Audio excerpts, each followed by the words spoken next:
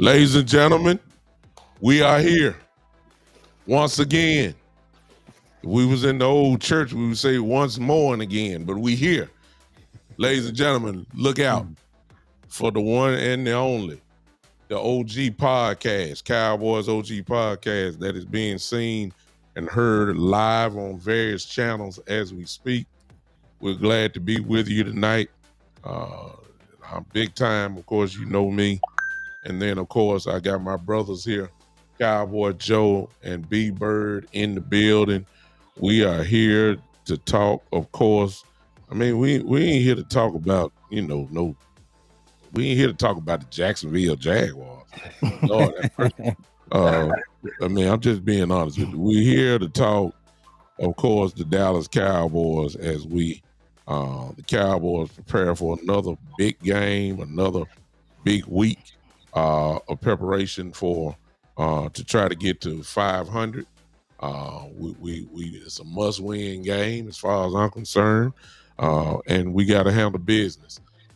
Coming off, of course, what happened to us last week, it's a must-win game, and so I'm here to hear. I'm very interested to hear what my brothers have to say. I haven't seen their shows or what they're talking about, but I'm anxious to hear from the OG perspective, because y'all know what the motto is here.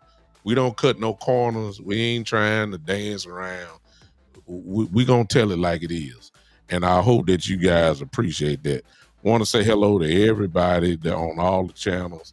We got YouTube represented here tonight. We got X or Twitter that's represented tonight as well.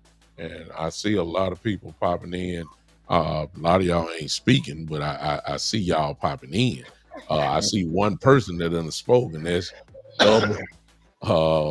we Dallas fans. We OGs, Doc. We've been Dallas fans a long time. Double for Fedora. We've been there a long time.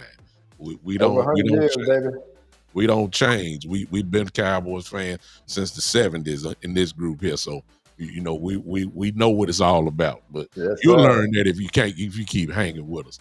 Let me get out the way. Let me speak to my brother. What up, Cowboy Joe? What's good, Nuke? It's always good to see you, and B Bird. It's always good to see you guys. So let's talk some Cowboys from an OG standpoint. I'm ready to rock.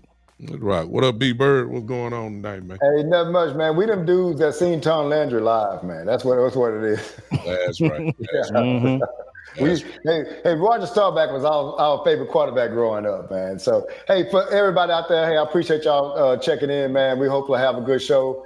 A lot of wisdom here, man. I love getting together with these guys, man. Talking is just a little bit different when we all get together and talk. We have so many things in common, man. So, hey, welcome aboard, man. Hopefully have a great show. And y'all be interactive in it, and we can, bring y'all comments in and everything too. And so we're ready to just have a great conversation, not just us three, but with the chat too. Exactly. And please, y'all, do not.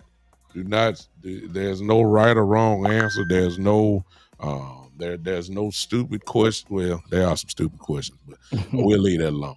But we need your interaction. You guys may bring up something that we're not aware of, or may shed light or new perspective, and maybe that could bring to even further, deeper conversation about the Cowboys. Let's go ahead and start off, because we haven't had a chance to talk as a group, y'all, about the Green Bay game. We ain't gonna spend a lot of time on it, but I haven't heard what you guys said, and maybe some of the listeners may have not, heard your analysis of what the game is. What y'all think about the Green Bay game? Start off with you, Cowboy Joe. I thought it was a very good game. Really entertaining. Obviously, a tie is not what you want, but I think when you look at the big picture, I was really excited the way we played. Dak was just, off the charts, and we had some other key role players that stepped up. So all in all, again, just you're never satisfied with a tie. But I felt a lot better after the game than I did before going into it. So it was a good game. Probably one of the better games I've seen as far as Sunday Night Football. And I think I looked at the ratings this week. That's what they always look at at the Stars. So it was one of the most watched games ever, of course. But yeah, it was an entertaining game. That's right. What you think about B Bird? Yeah, so moral victories aren't a thing, but I think they can be for the Cowboys because I think, man, our confidence level as an organization is not real high. Mm-hmm. Usually, when in Green Bay, with what they did to us in the playoffs, then they come out and go up 13-0, and then we end up getting the block kick for the 2 points. But usually, when we get down like that, man, it's pretty much a pretty precipitous fall after that. We just fall way off. Nothing good happens. I like the fight that we showed. We came back. I like some of the backup linemen, how they played, man. And so I hate to say this, but I'm sorry. I just like the way we played. I've been trumpeting Dak Prescott's play all year, and he just really reiterated what I've been saying. This guy's playing on a different level, man. And that's why one of the reasons why I'm saying, man, I was listening to the content creators. I actually jumped on their show the other day. They were talking about using draft picks to draft another quarterback. I said, dude, we got to do in his prime playing the best football in the NFL. And we talking about using draft picks on another quarterback? No, let's get those draft picks, move them out, get players in, and let's go try to move. If nobody's going to go all in now, then we're never going to go all in. So, but back to Green Bay, man, pleasantly surprised. One of the things, you know who's not biased? Vegas. And so we were underdogs in that game. Did we cover? Yeah, we did because we played better than what the expectations was. So I had a good feeling coming out of it. And I think the Cowboys had a good feeling coming out of it too, especially what happened in the playoffs against Green Bay. Yeah. I was dissatisfied, of course, with the outcome. I think we missed out on opportunities to win it. However, you'd be a fool to say, excuse me, what's going on with my camera here? There you go. You'd be a fool to say that we did not play well.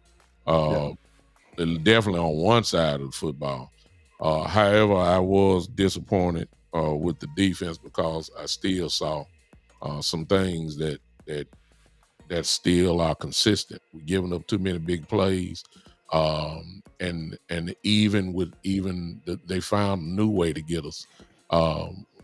For instance, once Hooker went out, Wanye came in, they stopped beating us over the top. They beat us with screens, and the screens turned into big plays. And I didn't like that at all. And so I had a problem with our defense. We played okay in spots. But in order for us to do what we're thinking, what we need to do, we got to put some stops on people. I mean, we're not even making the punters punt. We're not even doing that. So, and it's putting Dak in a position literally where he has to be perfect. I mean, and so far, at least on Sunday night, he just about was perfect. Yeah. But how many times really is he really going to do that? That's a lot of pressure on the offense to score 40 points and still lose. I ain't say you lose, but tied. You're scoring 30. And the bottom line is this, and this is a perfect lead in into the next, I think, conversational topic. I think Cowboy Joe probably want to talk about Eberflus or whatever, however way he want to go with it. But as of today, the Dallas Cowboys, just to show you the total contrast, I think everybody in the chat knows it. The Cowboys offense is the number one offense in the league, and the defense is the last rated defense in the league. Now, they don't get too much more of a seesaw than that. So the offense is not an issue. The offense is not an issue at all. Even with injuries, the offense still putting 40 up. 30. I mean, come on now. It's nothing to talk about on the offense. We could even get better, but the defense is 32nd. So, if we would just get to maybe 25, we would win. We would have won. You know what I'm saying? So let's talk about Eberflus. I think Cowboy Joe wanted to talk about him, and I don't know which angle he coming from. But let's talk about it. What's wrong with Coach Eberflus? So let me say this. So the first thing I want to say, and I want to preface it with this: I don't have anything personal against Eberflus. If he was my next door neighbor, he'd be the next door neighbor, the best one in the world. So, and one thing I'm going to say, make it clear, if we're in week 15, guys, and we're 10-5 or 9-6, and the defense is, instead of 32, we'll rank 20 or 21 or 15. So I'm gonna come on the show and give him his props. I mean, you had to be man enough to do that, and I will. But it's a concern because, and I saw this stat. I think it was last week, guys. I don't know if you knew this. The Chicago Bears have been in existence for over 100 years. Okay, Dallas Cowboys have been in existence for, I think it's 60 something years. So the Bears are a 100-year franchise. In the 100-year history of the Bears, they've only fired a coach during the season one time, and it was Matt Eberflus. So, you know, when he got fired from the Bears, I told my son, I said, that's the next head coach of the Dallas Cowboys, because he fits the prototype of what Jerry's looking for. Now, I got it halfway right. He didn't hire him as head coach, but he hired him as defensive coordinator. So, you know, it's just the style of defense. And, you know, he went to play his old team week before last. Team looked unprepared. They were no physicality, just uninspired. And then, last thing I'm gonna say is this. So we saw the 49ers last night, B-Bird. You saw the physicality they play with. Okay. So my top 4 franchises that I like to look at is the 49ers, the Eagles, the Chiefs, and the Ravens. Consistently, they're the best franchise. So what you want to ask yourself big time is this.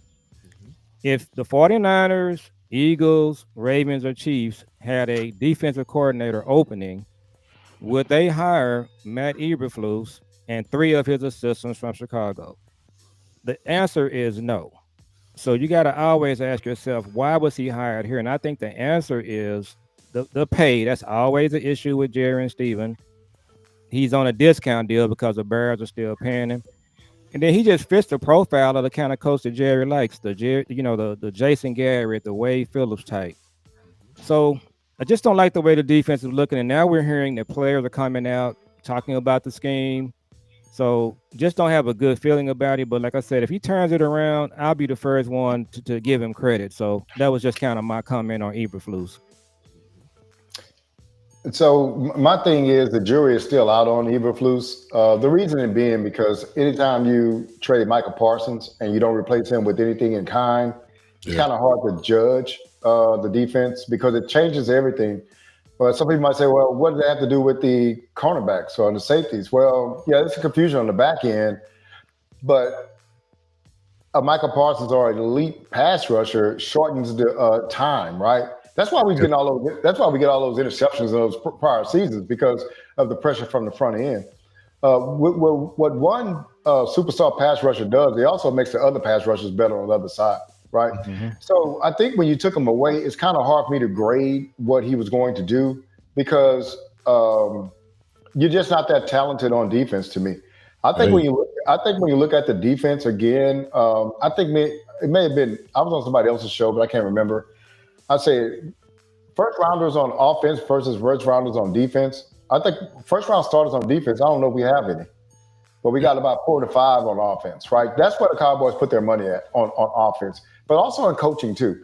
We have better coaches on offense too. So that's where they put their bread and butter at because what Jerry says is I'm going to lose 35-31. I'm going to make it interesting. It's going to be fun to watch. I don't want to lose 13-10, right?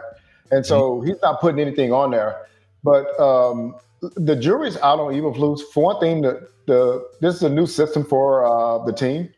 It's going to take some adjustments. I mean, those guys really didn't play in preseason or anything like that. So the first few games are adjustment type games. So I just want to see, okay, to be honest with you, I think we should make a move for a player, right?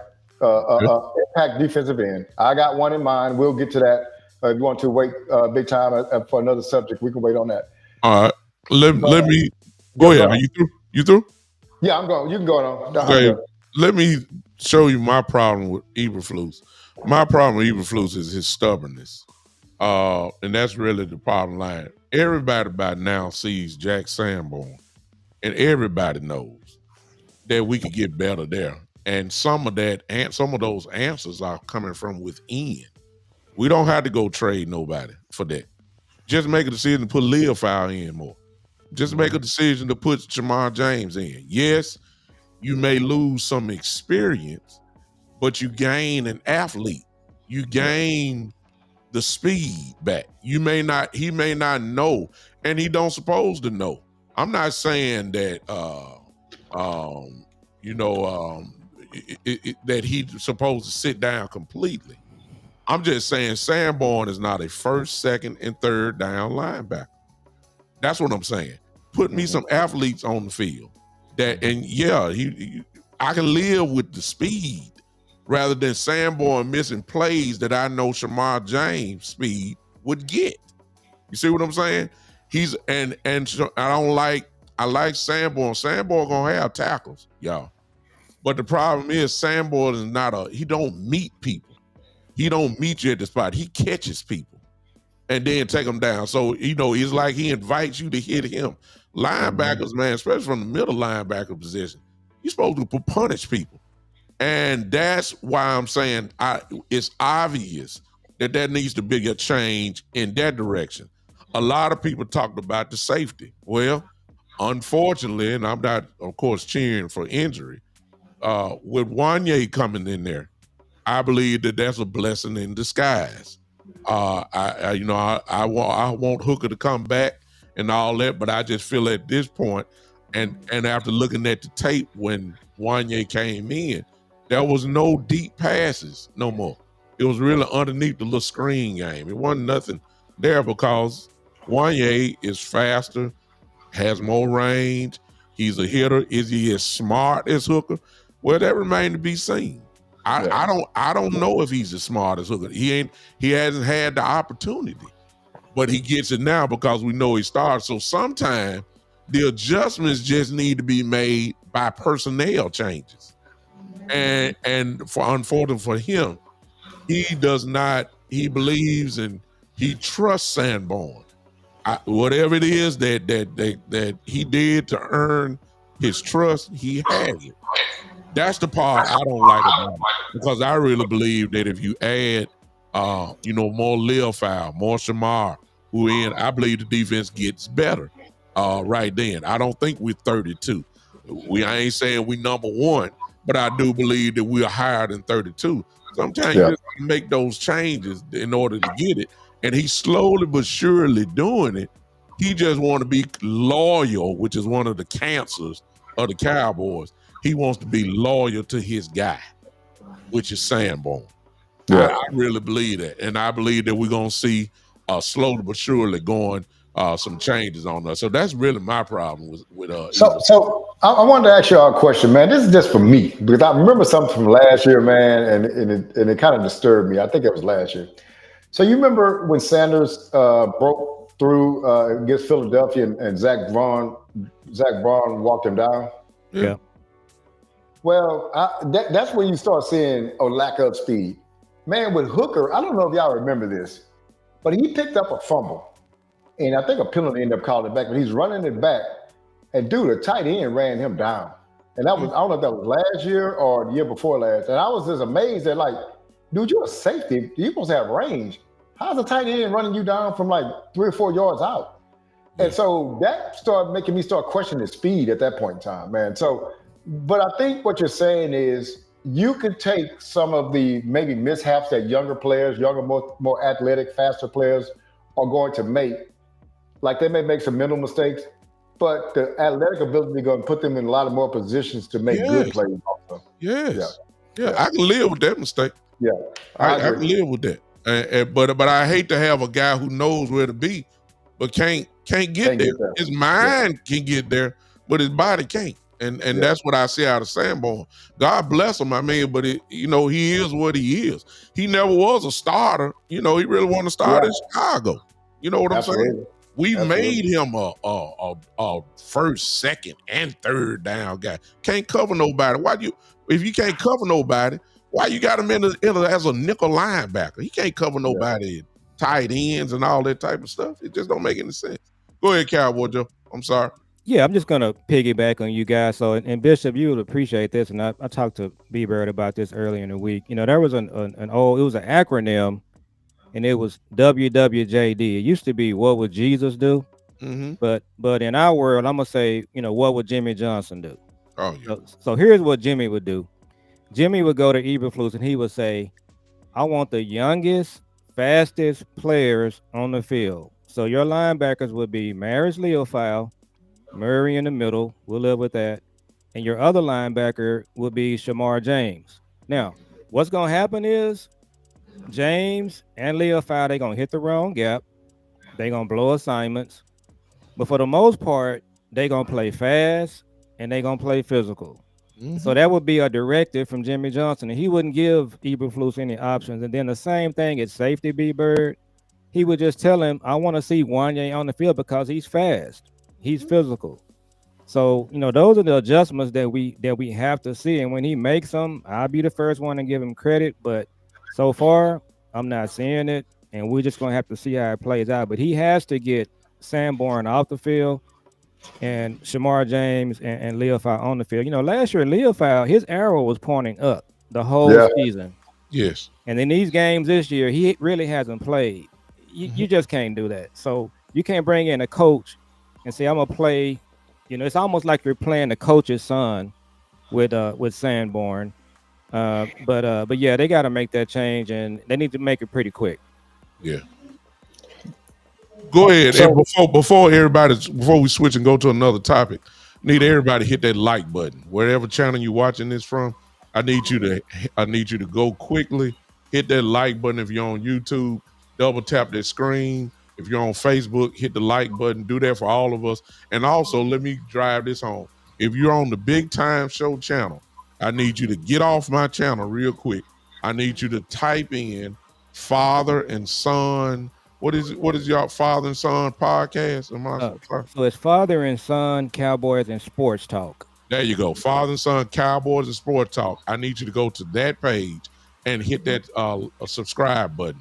If you're on Twitter, I need you to find B-Bird. B-Bird, what's your channel?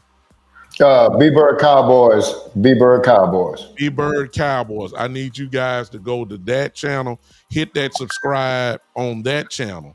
So again, we want to push everybody's subscribers up. If you're on whatever channel you're on, if you're not a follower of the Big Time Show, do that as well. And we'll put it in. In the chat as well. But we want you guys to support all these channels on here. That B-Bird is there on his. Just hit him in, and I'll type in the Big Time Show if you're not following us on that, and you can do that. So my son, he posted ours earlier. I did see it, but we'll post it again. Yes, sir. Appreciate that. But yeah, we want to make sure that you guys go to the channels. We want to get B-Bird subscribers up. We just hit 250 subscribers on our channel, so we appreciate everybody that subscribed. Yes. Awesome. We're building it from the ground up. I was talking to B-Bird last night. We're just doing it organic, and we're trying to do the right thing, and trying to get it done the right way. I'm glad you said that. Let me interrupt you. If you got 250, we should get at least 280 tonight. I need everybody from the Big Time Show to go follow Father and Son Cowboys Sports Talk. Just type in FASCAST. I'll put that right there, as one of your guys have said. Type in that right there, and you'll be right there on YouTube, and follow that in. Do the same with B-Bird. We want to push these subscribers up quickly. Let's do that quickly. All right. Next topic, y'all. I'm sorry. Just want to get that in. Yeah. So the next topic that I really was interested in talking about earlier in the week, I kind of proposed. I looked at okay, where can we get an end from? We need pressure. We need a guy on front. Again, one of my things has been, man, I like to stock our rooms from the top down. I don't necessarily want to go get the number 6 wide receiver and make him better, right? That doesn't help us. I like to go get like a Pickens to make us better. I think on the defensive end room, if we went and got a guy, and the one I'm targeting is Max Crosby, man. I'm really impressed with him, been impressed with him for a while. Woo. And some people, but he fits some criteria that the Joneses like, right? So you would think that, there's a big age difference between him and Micah Parsons. Micah Parsons is 26, Max Crosby is 28. Pass rushers are pass rushing until about 32 years old, man. They're effective, you know what I'm saying? So you don't have to worry about that. This is the thing that I think the Joneses would like, because you got to remember, I said this in the offseason, but not a lot of people caught this. I said, don't look for the Cowboys to make moves in free agency. I say because they don't like bidding against other teams. They like trading for people because the contract is already in place. They don't have to do anything with the contract. Mm-hmm. Then after that, Pickens came. Why? Because they don't have to deal with the contract negotiation. Now they have to deal with it after the season. Mm-hmm. But even with Cooks, even with Gilmore, remember, only thing they have to do is give up draft capital because the contracts were already in place. If they look to see we can handle the contract. Well, Max Crosby did sign a 3-year contract in 2025.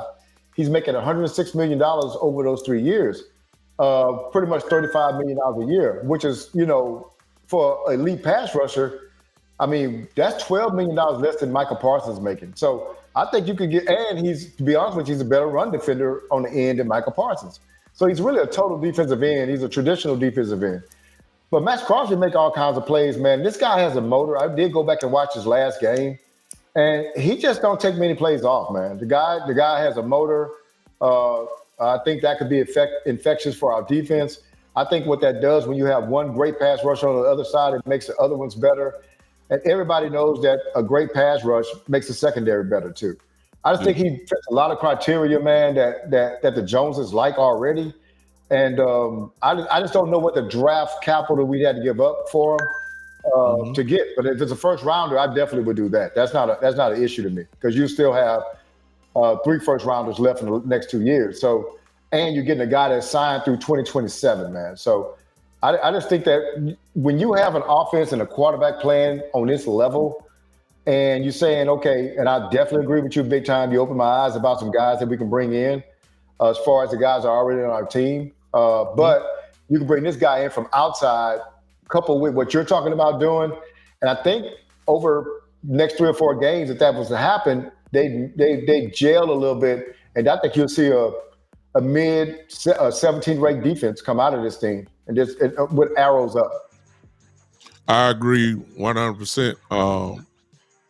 What's up, Lou? Lou in the building. Lou's taking the building. Appreciate you coming in on, Lou. I don't have a problem with Max at all, and you make real good sense, B-Bird. And he's younger, but it's really not a but. I think that I would love Hendrickson. The only reason why I'm saying that because the way the Cowboys operate, he would fit more because of his age. I think he's 30. Somebody 31, correct. I think He's 31 years old. Yeah, I can't remember what it is. And his contract would not be. Of course, if you were to trade for him, you would have to get the commitment for him to sign with us. I don't know if you would pay him the big money like Crosby, and we're all about saving money in Dallas, so you know that. I think that he would be just a tad bit cheaper, and you would also get almost the same results. And I will say this: if we trade the Cowboys pick, Cincinnati would be more probably desperate to try to make something happen quicker. The only reason why I'm saying that because Burrow is gone. Yeah.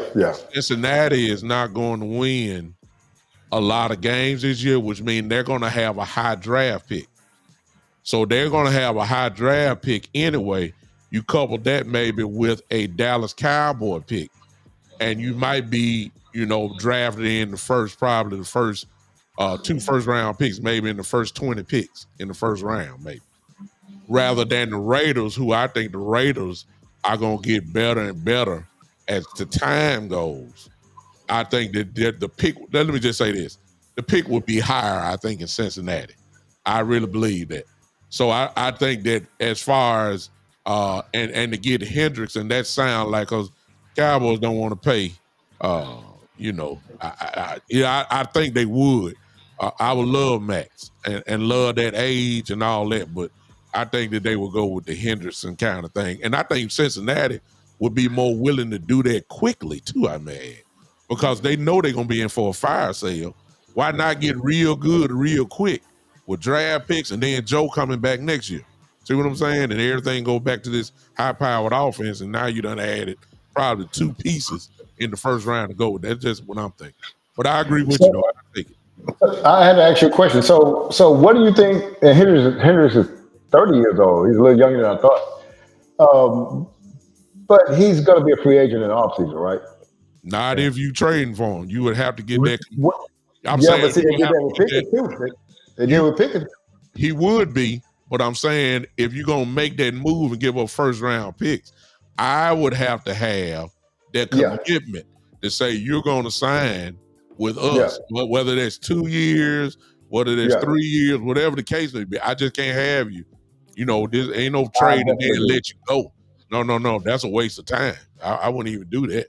You got to give me So what do you think the market is for a Hendrickson?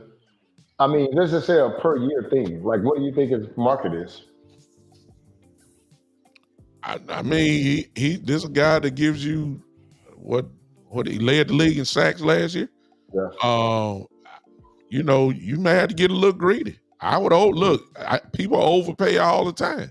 I wouldn't give them no 2 first-round picks. I might I'm saying contract wise. What do you think he'll ask for? He wouldn't get what Michael got. But Michael raised the bar so high that it's going to be there. It's going to be high. And that's why the Max Crosby looks better, because it's already a set number at 35, right? I agree. And that's why, because there's no negotiating. We just take on the contract. It's already in place. 35 million, excuse me. Yeah. And so the Hendrickson has a lot of moving parts. Now, let me tell you something. As a player, I really don't care. Either one of them, I really don't care, because both of them are going to bring what we need, right? Yeah. They're gonna play on 10 the whole game, and they're gonna bring pressure from defensive end and make some decisions by their quarterback, speed up. So I don't really mind. I just think from my standpoint, the contract that's in place is more palatable for the Joneses, because they're saying $35 million a year. Yeah. Should we say $12 million a year for Michael Parsons? We're gonna get a dude that can stop the run and rush the pass. That part you just said, I'm sorry, Cowboys, what makes it incredibly attractive. Yeah. $35 million a year, contract already in place. You don't have to say nothing else after that. I love it. Yeah. So I'll probably come down in the middle where you guys are. I think both ideas are good. Here's what I would say. If the Raiders trade Crosby, you're probably going to be saying, you know, you can't believe that they gave him up for you know what they gave him up for. Somebody's going to get a good deal, and the same with Hendrickson. The team that trades for Hendrickson, you're going to say, you know, you can't believe they gave up. It wasn't a lot. The problem I have with Dallas and trades, they tend to come out on the wrong end of the trade. So I would just say, in both cases, Crosby and Hendrickson, I'm good with giving them Green Bay's one. I would be a little leery of giving them our one. But yeah, I would just say, you know, hopefully when they make the trade, when we see the trade, we'll just say, you know, the Cowboys won the trade or they came out even. But yeah, I think both ideas are good. It's going to make a huge difference, like you said earlier, B-Bird, to the way we play. You know, we just got to, you know, we need some more edge rushers. You know, I like some of the guys that they don't play Houston enough.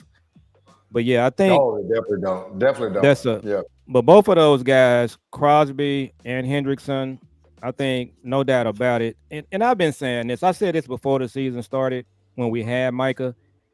You give us an edge, we can compete with anybody. Okay, the 49ers, the Eagles, just name the team. We're right there. We're not that far away right now. But if you give us an edge, there's no doubt in my mind that we can compete really with any team. Yeah. One thing I would tell y'all, man, is that I would say this is going to sound kind of weird. Our defense, with our passing game, defense being a problem, to me, that's more easily solvable than somebody running down your throat, right? Like, if somebody's running for 200 yards against us every game, to me, that speaks volume. But dude, we stopping the run. Yeah. We're doing well against the run. We've been playing against some teams that actually have great running backs. Philadelphia, the running back didn't do much against us. We're not giving up, especially up the middle, man. We're doing great. Whenever they run outside, they get yards. But man, we're doing really good on that part. And the run defense, the run offense. I mean, the basis of football, man, the up the middle stuff, we're solid there. It's just the outside stuff that we're having issues with. I think if we fix some of this stuff, man, and we can make it to the playoffs, to the tournament, I think where we're strong at really comes out in the playoffs, and that's what you need. You need a strong running game in bad weather cities, and you need a strong running defense in bad weather climates also. We got that. If we can just work on the other stuff, man, I think this team is not far away. I think if people were running down our throats, I'd be like, hey, man, this defense, our pass defense look good because nobody ever throws against us and they run against us all the time. But, man, I like what we're strong at. I think we're strong in places where we should be. So let me throw this at you guys. So last night I watched Boss Land, Landlord, Boss, Henny, shout out to them. So big time, I don't know if you saw this. So they had a graphic or a chart. It showed that the Cowboys, we run more zone than any team in the league, and it wasn't even close, more zone coverage. Mm-hmm. So the question I have for you guys is, one of the other adjustments that Eberflus is going to have to make, if he's stubborn and stays, 90% zone or whatever he's running, and that graphic last night, it was stunning to look at. Some of these other teams, they just don't run as much zone as we have. He's going to have to adjust his coverages and mix it up, play some man, some zone. If he just plays 90% zone, that's just another issue I have with his defense. And the guys last night had the same issue. So what do you guys think about it? Will he be able to? He's been a coach for 20-some years. Is he going to be able to adjust and just play some zone and some man, or are we just stuck with zone? Listen, I heard what Diggs said, about he need to be in man and all that type of stuff. The jury is still out on Diggs. See, you can ask for something, but if your body ain't right. Yeah. See, when you play man, you got to run with the receiver. I'm not 1,000% sure that Diggs can run. He's not ready, no. Which is the reason why he is in zone a lot, because I'm not even sure if Bland is 100% right. That's true. And I'm saying, see, nobody don't want to talk about that. Bland is coming off a foot, and he's still not right as we speak. Diggs, I don't know if he can cover man to man. I'm serious. I don't trust it. Which may be the reason why you don't switch it all of a sudden. Listen, I understand the desire, and maybe you need to be situational. When it's 3rd and 4, 3rd and 3, maybe you need to jam them up and and go and play a little press. You can do all that. But you need to mix it up. Yeah, I agree. You don't need to be 7-8 yards off the ball every play. I get that. I understand that. But I'm not sure that our guys really can really do what needs to be done for man-to-man defense. I just don't believe it. I don't think Diggs is right. I don't think Bland is right. I think they're out there maybe 85% plus. I definitely agree. And I don't think that 85%, you can't go man all the time. But I do agree with you, though, when it comes to pass rush, I think that we're not good enough to do front four. I think we need to be blitzing linebackers, which is going to make you go man defense, and we're just going to have to take our chances. But you just can't let these quarterbacks just sit back there and just dissect you the whole way through. So I agree that you need to switch it up. I believe we are going to see that. I think a lot of that also, Cowboy Joe, is also based off of Malik Hooker ain't got the range like he used to have. He's gotten a little bit older, okay? I believe that Wanye makes it possible that you can do that. I really do. I think you can do that. And if they beat us, They just beat us. You know what I'm saying? So I think it's more of a little bit more of injury concerns rather than personnel that, I really do believe that. I don't think them guys not right. It's just me. I was trying to find this stat that I saw, and I don't know if y'all got a chance to see it, that said how that actually Diggs was significantly better while he was playing zone defense than man defense. And somebody had put that out. I don't know if y'all saw that. It was I saw it. Yeah, and so they said Diggs asking for something that he actually statistically not as good at. Like he's actually good watching the play develop and jumping routes and stuff like that. So I think I don't know. Like, okay, so if you're playing zone and they're getting a lot of doggone pressure on the quarterback, where he gonna throw, it's just easier for you, man. You know what I'm saying? They throwing the ball out, you see the whole thing going, and that's why they said most of his interceptions came against zone. I mean, while he's playing zone defense. Yeah, I think the answer is I think they need to mix it up, and then all he has to do also is just look at the first game against the Eagles in that second half. He dialed up some pressure. They look good. So the last three games, I just don't remember him dialing up a blitz, from the corner, whatever the case may be. I know against the Bears, we didn't really do any pressure, which was surprising. So that's what they're going to have to do this Sunday. Also, guys, they're going to have to give Fields some different looks, frustrate him, dial up some pressure. And obviously, they got to have somebody watching Fields, and because he can take off and run. That's why you're going to need Leo Fowle and Shamar James on the field. But yeah, I think the answer again. I think we're kind of in the middle. I'm in the middle on everything. Let me throw mine out, Cowboy Joe. Yeah, and quack right there in the comment. I was waiting for the opportunity to say it, but I'm glad he said it. Sometimes, ladies and gentlemen, listen. The answer is within, but your stubbornness. Yep. It's keeping you from making the move, such as this. Everybody agrees. James Houston need to be on the field. Absolutely. That's the one that's bringing the pressure. That's the one that's getting in. So if he's the only one that's consistently getting in, I'm sorry, Dante Fowler. Hello, you need to look. This is not hard to think. This is not hard. James Houston, if he's getting whoever's producing pressure, since he want to run a front four, okay, and one of your guys that's on the front four is James Houston, and James Houston is getting in there, common sense tell me he need to be on the field. He's getting the least amount of snaps. Yeah. That needs to change. That's what I'm saying. Some of this stuff is right there in front of your face. You see what I'm saying? Like, if Sam played a pretty good game, if Dante Fowler is not getting there, put the guys that's in there, put them that's getting in there in the backfield. Put the guy in that's making the sack, give him some more snaps. It's really that simple.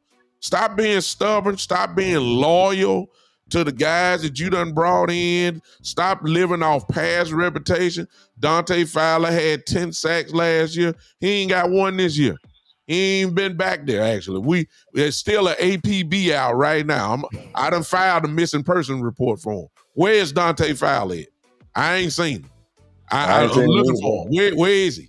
I don't know where he been. Is he played? You know what I'm saying? I'm calling folks out. Sam Williams talked all that trash. He's playing better. I give it to him. But he ain't got no sack. He ain't done nothing. He had a huge penalty Sunday night. Yeah, I mean, put my guys in, put the guys in that's producing, and maybe you'll get your interceptions in the zone. Maybe you will rush the quarterback in the zone. If you give me some guys that's getting in there. James Houston needs to be on the field. I need to see him more this week. It's just that simple. I just need to see him more. Well, and I can't remember. I think it was Shotty was saying about seeing him play more also. I don't know if y'all caught that in one of his pressers. He said, somebody said, what about James Houston? Do we think we need to see him more? He said, yeah, I think we need to see him more. So hopefully that's going to that's setting the stage to get him some more playing time, put it that way. Exactly. Yeah, I think, you know, it's just the adjustments that we're looking for. It's the, I got my scheme. I'm going to run this no matter what type of thing. Here's the thing about our show too, the OG Roundtable. We've been around a long time. We know what good coaching looks like. Okay, we know what good defense looks like.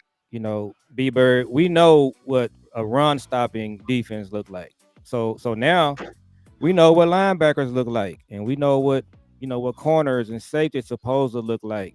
So that's kind of the thing that we're looking for. We're not it's not a whole lot to it. What we're asking Eberflus to do. Hey, I want to talk about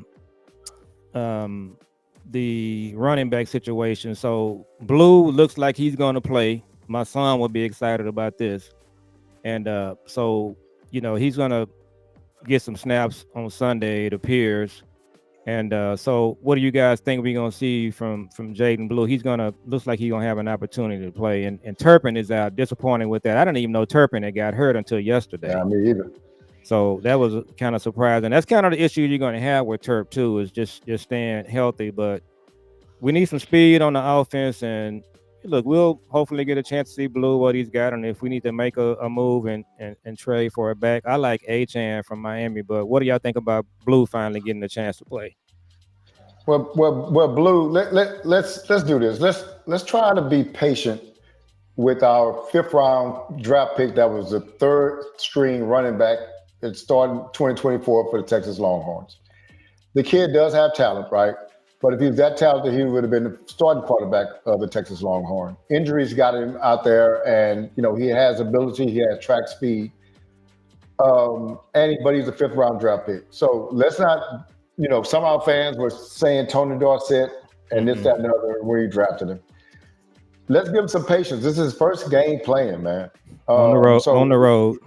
He has to learn to be a professional. He just gotta. We can't put our expectations too high on this guy. I know we need it, but what happens is, man, we need people in these positions, and because we don't fortify those positions with good veterans, then we put too much pressure on our rookies, man. And then next thing you know, we're calling them bust, but we put too much on them. From Jump Street. Oh shoot. I always forget. I don't know why I forget this guy's name. What's the wide receiver that made the catch on the sideline last week? Tolbert. When he first came in, man, he was an answer to a lot of our issues, man. And so we traded our wide receiver to Cleveland, and they're saying, he's supposed to replace us. A guy from a small school cannot come in and replace a professional wide receiver like that, man. But that's what the expectations were. So then everybody started calling him a bust, and he ain't this and he ain't that. He's inactive, but y'all put too much on him already anyway, man. So I just think, man, let's just hold our horses, let this kid go out there and play. If he does well, we're going to clap him up. If he doesn't, this is his first NFL game, man. Yeah. Let's have a little bit of patience. We need him. I'm just looking at how we played last week. Once Sanders went down, the only option was Hunter Lemke, and he didn't get the ball at all. So I don't want Javonte Williams to this guy has been hurt his whole career. I don't want that load there. So Blue needs to play. But last night, I thought about, not last night, was it last night? When me and Amp did the show, Amp brought up something that was spectacular to me. Why not call up Malik Davis? Oh, yeah. Who can run? Why not, if we're going to run, if you don't trust Blue, why not bring up Malik Davis, somebody that everybody knows about? You trust him. He's played. Let's have a 3-back. Forget Hunter Lemke. What is Hunter doing? I mean, what is he doing? He's doing nothing but blocking. He ain't getting the ball at all. He's versatile. You can line him up as a tight end. You can use him at out the backfield. We run him one back set in the first place. So I'm trying to figure out what is really the value of Lemke this year. So if some substitute, I'm not saying sit limp you down. I'm saying let's run a 3-back set. Get Blue in there, get Malik Davis, get Javonte Williams, and let's run the football. I'll be very happy with that. Since the unknown is Blue, I'm glad we'll find out what he is. I see you, A. A brings up a great point. Let me tell you something. If Marfa wasn't hurt, we wouldn't even be talking about Blue, because Schottenheimer loves Marfa. So let's get that really understood. He loves Marfa. And then of course, I don't know if y'all heard it today, but Shotty kind of threw a little jab at Blue today. I don't know if y'all heard, everybody in the chat, about his cleats. He had some Louis Vuitton cleats on. Oh my! And he got blisters. So yeah, his little soft feet, his little soft, pretty little feet got blisters. And now they changed his cleats, and he ran better with his little blister feet. Now, why would you even say that? Come on now, the soft foot's on gun. You know what I'm talking about? Little pretty toe boy. You know what I'm saying? I ain't got time for that. So Blue, he's obviously gonna play. Now, what Blue can do, also, y'all, is that he can return kicks. Yeah, that's why. That's why. There you go with Turpin out. Now, let's not jump the gun and say he's Turp, because he's not. But we will find out what he is, because he's gonna get an opportunity to do that. And so let's see what he brings to the table. Nobody knows what Blue is. Nobody. But let's just see how he does, and let's not put that pressure on him. Williams is there, but the Williams needs a spell like Sanders was. Give Blue about 4 or 5 carries, and let's see what he does with it. Exactly. So go ahead. I want to say this. It's like Amp. I see Amp. What's up, Amp? So So one of the biggest mysteries that we have with Malik Davis. So you remember a few years back we played Green Bay up there. Malik Davis almost won the game by himself. Malik did good against San Francisco. And then Kellen, just put him out the pasture. So we saw Malik Davis have some good games in preseason this year. So it's just puzzling to me. And I'm gonna go back to what would Jimmy do? Yeah. Malik Davis will be on the team right now, and he fits perfectly with what Connor Riley and Clayton Adams are doing offensively. He's a downhill runner. He's a dog, but I don't understand why he doesn't play. So yeah, he would be already on my active roster and contributing. And if you had Javonte, Malik Davis, and Blue, or whether it's Maffa, whatever the case may be, you got a really good lineup. So yeah, I just don't understand what's going on with Malik Davis, why he doesn't get playing time. I can tell you, Javonte, Malik Davis is a Javonte Williams clone. To be honest with you, they are one step, one cut, go downhill dudes, and kind of bruiser guys. So I think he fits the offense perfectly. To be totally honest with you, when Amp brought that up last night, it like a light came on in my head. And I said, you know what? That would be perfect. If you want Blue to play, make him your third back. Because with those three, I haven't seen Blue really run. I know what Malik can do running. I know what Javonte Williams can do running.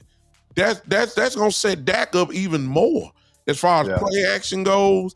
You're gonna get some real good running, some good yardage coming up, which will only help us. Plus, I know Dak throwing the ball, and Dak is playing lights out, as everybody knows by now. Everybody except Kid Cowboy, of course, because I'm quite sure he finna type in and say Dak ain't doing, I ain't got time. There he is. Yeah, but I already know. he the only one in the world that gonna say Dak Prescott ain't doing nothing. But Dak is playing lights out football, all right? But we don't want him throwing the ball 40 plus times like he doing. We don't want that. We already seen those movies. I don't care how hot he is. We do not want Dak to cook like this. No, we do not. I'm sorry, y'all. We done seen it before. We do not want Dak doing what he's been doing. Kudos to him. He's playing great football. He's reading defenses and pre-snap better than I've ever seen him do it. The experience is paid off, and at the end of the day, I don't want Dak Prescott throwing the ball 35 times a game. I don't care if CD is in the game. I don't care if Pickens is in the game. I know it's the strong point of our offense, but I don't want Dak Prescott throwing 40 times a game. That's just me. Everybody else may want it. That's fine. We need to run the football as Shotty promised us, as he said. And we've been effective running the ball. But I was going to tell y'all another game that I don't know what happened with this game. I kind of heard some rumors about it. You remember when we lost in the playoffs to the 49ers and Tony Pollard got hurt? Yeah. Malik Davis was actually there at that game and active. They never ran him. He stopped running. After Tony Pollard got hurt, we just couldn't do anything else because we had Zeke back there, but it was a shell of itself. And we only had one wide receiver, which was CeeDee Lamb. And so it limited us. But somebody said something about, I think he was complaining about his carries prior to that game. Yeah. And so they was kind of, wanted to sit him down for that. But you're cutting off your nose and spite your face, especially after Pollard goes down. So I don't know. They've always played a few games with this guy. He's been a one-step downhill guy, man, with shows some speed. I never understood why he didn't get more action than what he's gotten. And one last thing we got to mention. So I think one of the reasons we're having success on the offense this year is because the offense is basically a continuation of what they've been running the last few years. That's why Dak is playing so well, because it's the offense that he knows very well, and they're just adding some things to it. So Malik Davis knows the offense. You ain't got to really do a whole lot with him. He knows the offense, so he's just a perfect fit for what they're doing. So it's a mystery. Yeah. Can we shift it now, guys? Because everybody coming here, we done talked about all that. Let's shift it now to the Jets. I think that's a good way for us to close it out. Since the next time we'll come together, we'll know the result of the Jets game. Mm-hmm. And when we come together, for everybody knows, we try to come on every Friday, the Cowboys OG Podcast. We try to come on Friday. So the next time you guys see us will probably be, unless there's a demand for us, of course. Now, if there's a demand for us, there's that. Now we may talk something else now. But as far as the next time you see us, definitely will be that Friday before the Carolina game coming up. So I think it's only right to put our thoughts on the Jets game. Cowboy Joe, let's talk about the Jets real quick, and whatever way you want to go with it, offensively, defensively, however way you want to go with it. What you think? And give us your prediction too. So I'm gonna give you my prediction. Hey, I got a question for you real quick before I forget, big time. Mm-hmm. So there was a troll guy that you had on your show for years. He was out of Houston. What was that guy's name? That was oh my God. Wait a minute. I just thought about him the other day. Where has he been?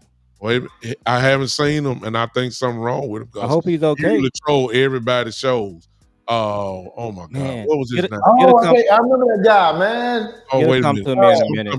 It's gonna come to me in a minute. It was something Harold. Eastside Harold. Eastside Harold. Yeah. He was on every Cowboy podcast just trolling. Want to talk about? Yeah, we gotta figure out what's going on with the East Side. He lost. Look, he was nowhere to. He's been gone since last year, and I know he would be on everybody's show. So he ain't been on nobody's show since last season.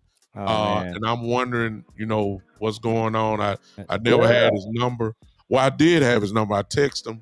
I didn't get an answer or anything like that, so I left it alone. But trust me, if there was a Cowboy podcast, he would be on here. Trust me.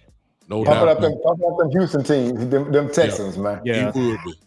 Well, hope Eastside Harold is okay. But no, I think this game, guys, it sort of sets up like the Bears game. You got a running quarterback. So I think we're going to be better prepared this time. Hopefully we got some faster linebackers on the field. Everybody stay in their rushing lanes. And also I think what he's going to try to do, so we talked about this earlier. I think the reason people are throwing on us because they can't run on us.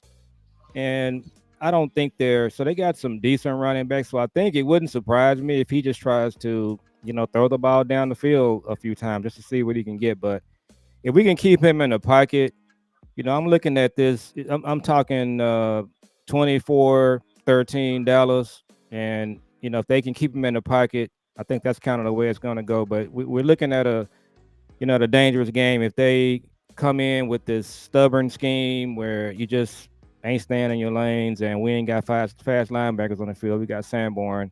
It's going to be a tight game at that point. But I think we can. I'm looking at a 24-13 type game, Dallas. Talk to me, B-Bird. Well, I can tell you this, man. Let me tell you what I said before. Man, we're gonna beat the brakes off the Jets, man. You know what I said that? Mm-hmm. In 2019, when the Jets was 0-4. Yeah, you remember that game. Yeah, we went down there and we lost. So I still say that we're a better team than the Jets. I think the Cowboys we have way more thermometers than we have thermostats. So, like, when we feeling good, man, and we feeling good about ourselves going down to the Jets, like, I'm going to tell you, man, I think we're feeling good after this Green Bay game. I think we're going to do well, man. I don't think you got a quarterback that throws the ball all that good because that's our Achilles heel right now. Running the ball, I'd rather him run than we have a guy that can throw the ball all over the field. So I feel pretty good about the defense, definitely offense. I feel like the defense, just by natural playing together more, knowing what your assignment is more, they're just going to continue to get better. I definitely hope they make some additions to the team. I hope they do what Big Time say, and for one thing, and you, Cowboy Joe, because you brought up Houston, all the dude's been doing is making plays. We got to play him more, man. I don't know what we're thinking about there. And the linebacker changes, you're talking about Big Time. If we get those three changes right there, man, and we already got one game back there, I mean, I think we improve our defense pretty good just with those ones there. And they can get the defensive end that I want. I think now we start to look forward to, hey, what can we do in the postseason? So, but just back to the Jets, man, I feel real good about this game. One thing, 12 o'clock games ain't been too favorable to us lately, though, man. I don't know what the deal is with us and 12 o'clock games, but we ain't been faring well in those things. But I think going up to New York, I think we're going to be good, man. Let me carry y'all. Let's go for a ride, everybody, on the chat. I got a different perspective. I said this on the show with Amp last night. Let me kind of stimulate y'all mind real quick. Watch this. Are we really a good run stopping defense because of our stats, or is it because everybody's decided to pass on us? Think about that for a minute. Yeah. Everybody, Russell Wilson, I'm not going to say Jalen Hurts, but Russell Wilson lit us up. There wasn't no sense of running. Why run when you can throw for 450 yards? Caleb Williams was in shotgun the whole game. They didn't have to run because we couldn't stop nobody passing. So the numbers are going to look like we really can stop the run, but it really ain't nobody really challenged us to really find out. If we don't, one team that did it was Philly, and we shut Philly down. Ladies and gentlemen, I said that to say this. I looked at it with Amp last night. I don't know if y'all know it, but the New York Jets have the third ranked rushing offense in the league at 145 yards a game. Passing the ball, the New York Jets have one of the worst passing offenses in the league at only 160 yards a game. So what did that tell you? They gonna run the ball. That's what they do. Breece Hall can run the ball, and then we know Justin Fields is gonna get into that. He gonna get into that as well. Mm-hmm. So the question is, can we really stop the run? Because that is really their offense. They're not about to line Justin Fields up. to just line up in shotgun and throw the ball. Justin Fields is not that type of quarterback. Actually, I want Justin Fields to throw the ball. I want him to throw the ball because he's not good at throwing the ball. So in this really, to be honest with you, Matt Eberflus defense actually is tailor-made for this team because you want a zone against Justin Fields. You want a zone against him. You don't want man-to-man with Garrett Wilson. You don't want that. You don't want man-to-man where you can actually see the throws and then sometimes pull it down to run the ball because the defensive backs are turned and he get a 20-yard run and all that stuff. No, we want the zone for this one. So I want to see him. But the question is, what's going to happen when the Jets run the ball 25 to 30 times a game? Can we stop the run? We about to really find out if we really are a really good run defense team. We about to find out this time because we don't have a team that like to shove the ball down their throat. So I that's what I want to say. Offensively, look, y'all. Sauce is on the other side. George, they've already said Sauce is going to trail George Pickens. I'm saying good. Please go one-on-one with George Pickens. Please do. I don't care nothing about Sauce. Y'all might respect him, and it's fine. I'm not saying he's not an all-pro. I'm not saying it's great. But when I got George Pickens, I don't care who the cornerback is. Go at him. If they foolish enough to go one-on-one with Pickens, please punish that. Please punish that.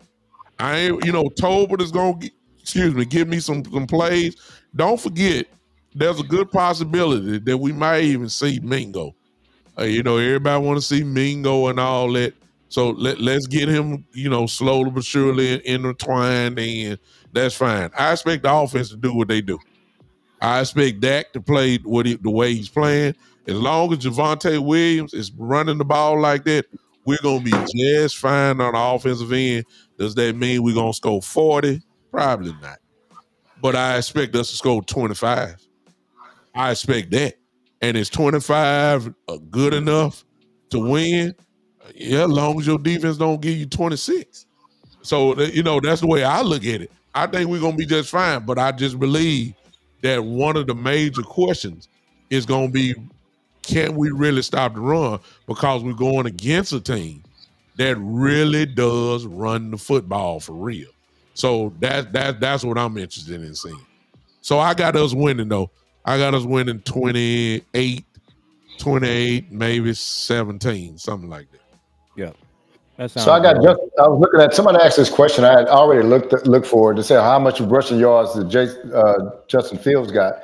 He's second on the team in rushing, actually. He 24 carries for 178 yards, 7.4 average. Breece Hall has 52 carries for 238 yards, 4.6 average. So everybody runs the ball averaging over 4 yards a carry, to be honest with you. So yeah, they're formidable, but some of the yards is coming from Justin Fields, probably scrambling or call runs or whatever. Definitely, yeah. and obviously when it comes to Justin Fields, the one of the things he does well, everybody knows this, he extends the play. And he can do that. That's what he does. He runs the ball. He can extend the play. He can get out of trouble in the pocket. The question is, can you make it difficult for him when he does that? Are you going to play a spy this week? And if you're playing a spy, Lord have mercy today, it better not be with Sanborn in the game. Oh, it can't be Sanborn. You see what I'm saying? See, some of this stuff is personnel. If you're going to have a linebacker, go get me the fastest linebacker, if that's what you're going to do. If you're going to have a cornerback in, that's fine. At least I know the cornerback can run with Fields. We talking about a dude that can run a 4.2. Yeah. You're going to make Sanborn look ridiculous. So I got to have Sanborn out the game on third down. I'm sorry. So I'm a prove to y'all that I'm really a friend of Eberflus. So here's a tip. I hope he's watching our show. So what Eberflus needs to do is go watch our game against the Pittsburgh Steelers last year. We played that game without Micah, and Fields was the Pittsburgh starting quarterback, and we did okay. So Eberflus, just go watch the Pittsburgh game from last year that's your game plan. We and just do that. Well, one thing you can't do against a quarterback like Fields, you can't play a lot of man, especially No, on third. And yeah, because he's gonna eat Mhm. you up running the no. ball, man. When the DB's backs turn, man, Yeah, you're he talking about go. 25-yard games. You almost got to play. You're gonna see a lot more zone this game, man. We gotta be disciplined in our zone. Which Let him try to which is find open receivers. which is right for this game. Yeah. Absolutely right for this game. Because Yes. he's not a great thrower of the football. Correct. He is a athlete. He'll hit on some plays. You make his game easier throwing the football when it is one-on-one. Because Correct. he ain't got to throw through tight windows and stuff. You got to have the zone up for this game, and you're That's gonna right. need that to keep everybody in front of you as well. Yeah. So Yeah. Eberflus defense works perfectly for Yeah. this game. Yeah. Maybe not the other ones, not the real good throwers of the football. Like Right. not like next week, Bryce Young. No, you can't. You got to mix it up. Bryce can Yeah. throw the ball. You see what I'm Yeah. saying? Fields don't hurt me like that. You see what I'm saying? He just don't hurt me. I want him throwing the ball because I We know saw I'm that gonna last get year picked. when we played against them. Yeah. But it definitely a lot of zones where we can see him. But if we can get a little bit of pass rush and speed up his process, that's where your interception is going to come from. Zone, speeding him up a little bit.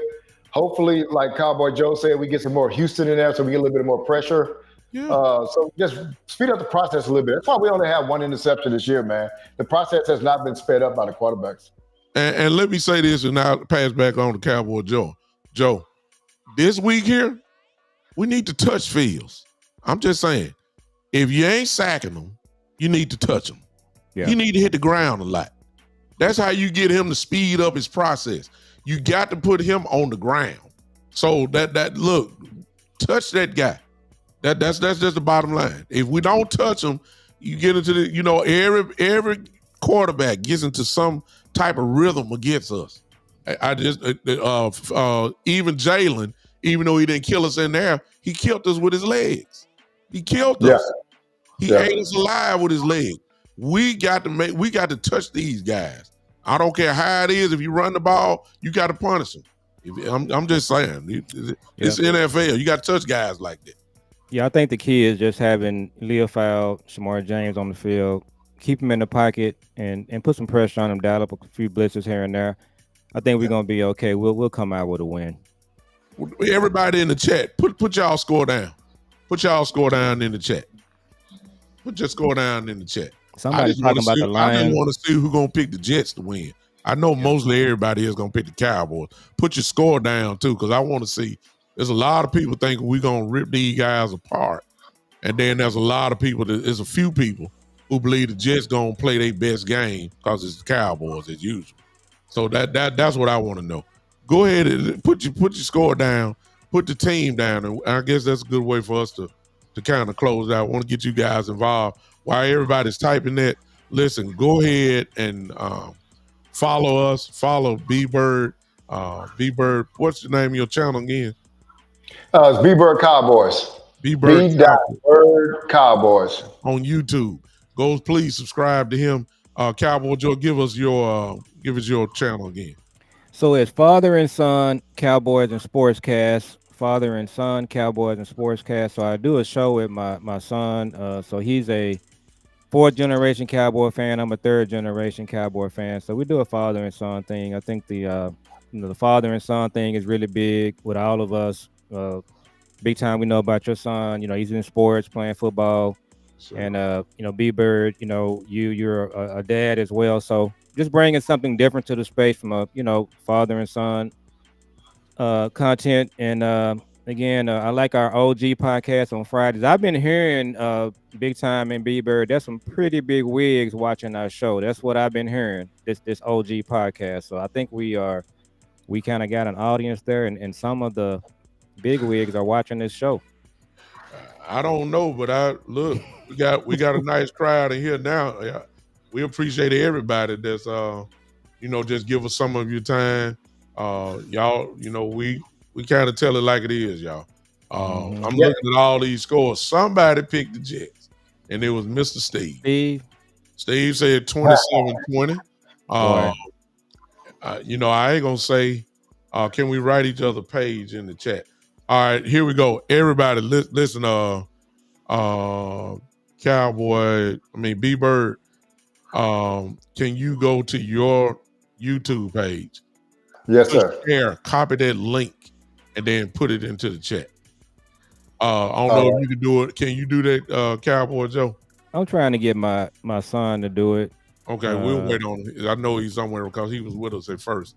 What we're gonna do is put the channels, the actual channel into it, and you guys can click on that, and then you guys can subscribe to it. Obviously, I'm about to do that right now with mine. He's saying he put it in there, Bishop, but let me see. Oh no.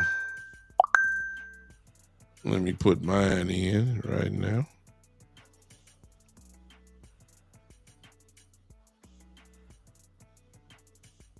All right, mine is in. There it is. There's mine.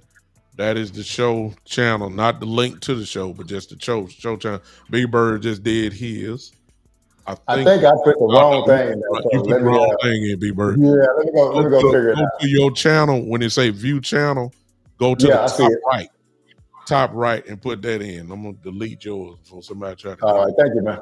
Oh yeah, I'm trying to see if So it says view channel at the top up here.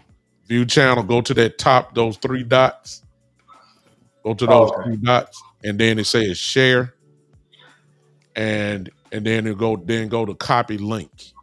Go to copy. I got a copy URL. I think that's it. That's it right there. All right. Thank you, man. Big time. You're OG at all this stuff, brother. I've been doing it for a couple years now. I better know it. I better know what to do. Yeah, we still trying to learn the game, as you can see. But we're good. He said he posted in there early, so I think we're good. Ladies and gentlemen, if you want to follow the Cowboys, be a Cowboy Joe, go scroll up, and then follow his as well. Appreciate you, T5th. Will tell you started your channel. Okay, cool. Appreciate you, man. We need as many voices in Cowboy universe as we can, man. Go ahead. Everybody give your closing remarks. We'll get on out of here.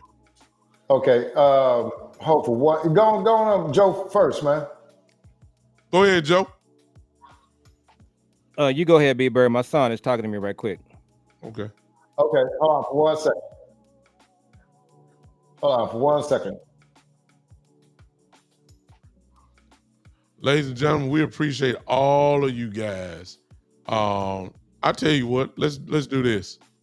I'll tell you what. I can go. No, I'm about to put yours in. There you go, B-Bird. I think I put it in there. I'm about to put yours in myself, Joe. Let me get to your channel. I'm gonna get to your channel and find it. Okay, sounds good. I'll do it. I'll put it there. Go ahead. So mine's in there right now, man. Anybody can see mine's on there. It's B-Bird Cowboys on YouTube. Y'all can follow me. I definitely appreciate it, man. Big Ty, you want me to do my final words? Or yes, sir. You got it, Doc.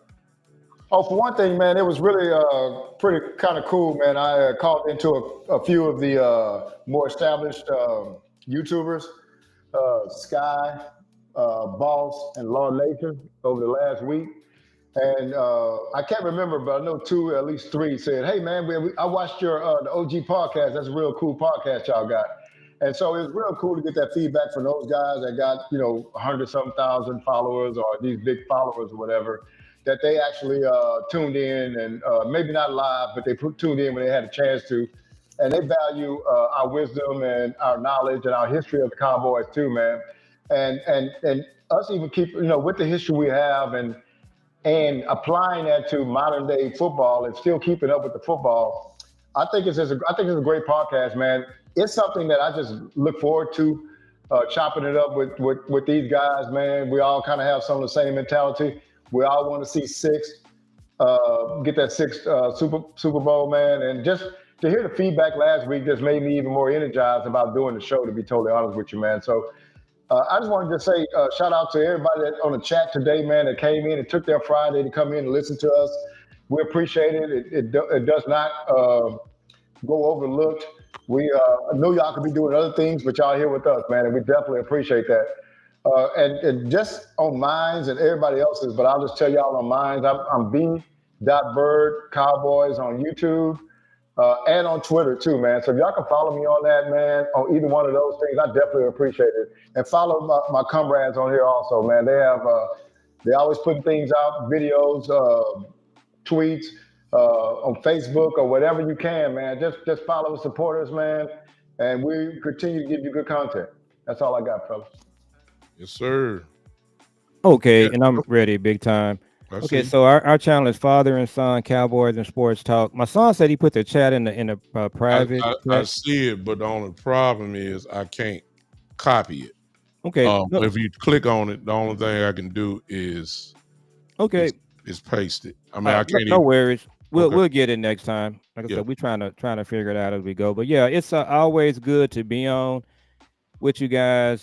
Just big time show is one of the first cowboy content creators I listened to, and then of course know the reputation and the name B Bird. So definitely wanted to link up with him, and again, just always got glad to chat with you guys. You and I, Nuke, we're fraternity brothers.